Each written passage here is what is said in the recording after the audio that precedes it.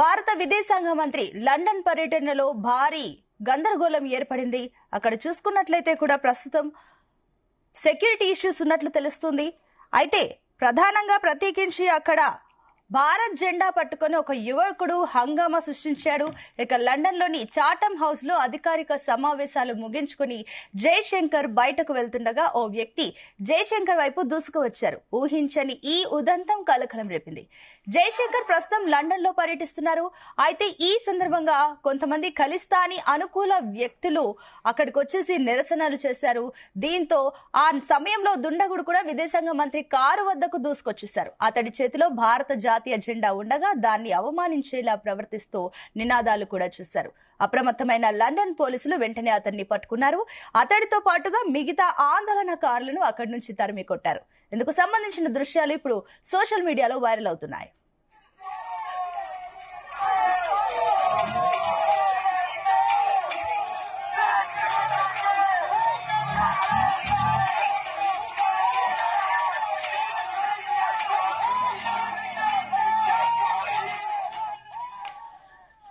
ఇదే అంశానికి సంబంధించి మరిన్ని డీటెయిల్స్ మా కరెస్పాండెంట్ శ్రీచరణ్ అందిస్తారు.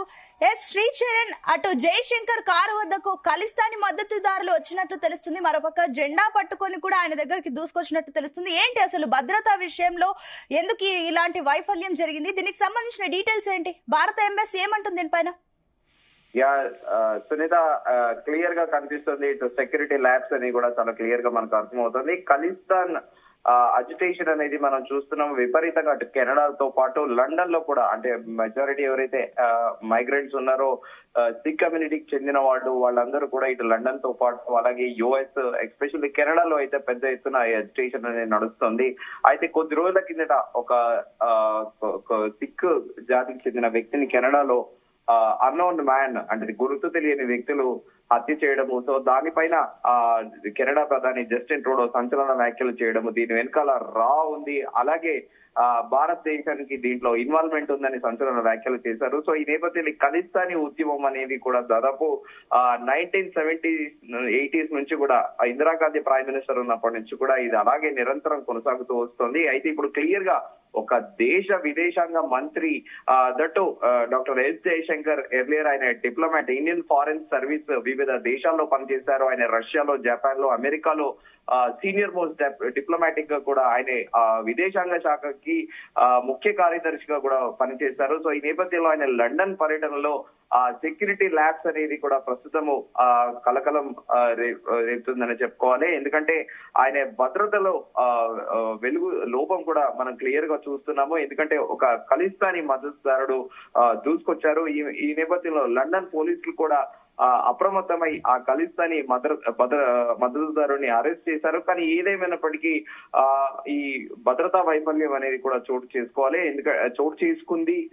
లండన్ లోని చాటమ్ హౌస్ లో అధికారిక సమావేశాలు ముగించుకొని కూడా డాక్టర్ ఎస్ జయశంకర్ బయటకు వెళ్తుండగా అకస్మాత్తుగా ఒక వ్యక్తి డాక్టర్ ఎస్ జయశంకర్ వైపు దూసుకొచ్చారు. ఊహించని ఉదంతం కూడా కలకలం రేపింది. యూజువల్ గా ఎవరైనా కూడా నార్మల్ గా డిప్లొమాట్స్ కి కూడా ఏదైనా అఫీషియల్ మీటింగ్స్ ఉంటే ఖచ్చితంగా స్థానిక భద్రత అనేది కల్పిస్తారు. దట్టు ఒక దేశానికి ఇండియా లాంటి జియోగ్రాఫికల్ గా ప్రపంచ వ్యాప్తంగా కూడా 9వ స్థానం ఉంది. అలాగే డెమోగ్రఫీ పరంగా కూడా చూసుకుంటే దాదాపు 1.44 బిలియన్ పాపులేషన్, 140 కోట్ల జనాభా కలిగిన ఇంత పెద్ద దేశం నుండి ఒక విదేశాంగ మంత్రి వచ్చినప్పుడు ఖచ్చితంగా కట్టుదిట్టమైన భద్రత అనేది ఏర్పాటు చేయాల్సి ఉంటుంది. ఏ దేశానికి వెళ్ళినా కూడా ఆ దేశానికి చెందిన అధికారులతో పాటు స్థానికంగా డాక్టర్ ఎస్ జయశంకర్ కి కూడా ఇండియా నుంచి పర్సనల్ గా సెక్యూరిటీ కూడా వెళ్తూ ఉంటారు. కానీ ఈ అకస్మాత్తుగా ఈ ఊహించని ఉదంతం అయితే ప్రస్తుతం లండన్ లో కలకలం రేపింది. ప్రస్తుతం డాక్టర్ ఎస్ జయశంకర్ లండన్ లో పర్యటిస్తున్నారు.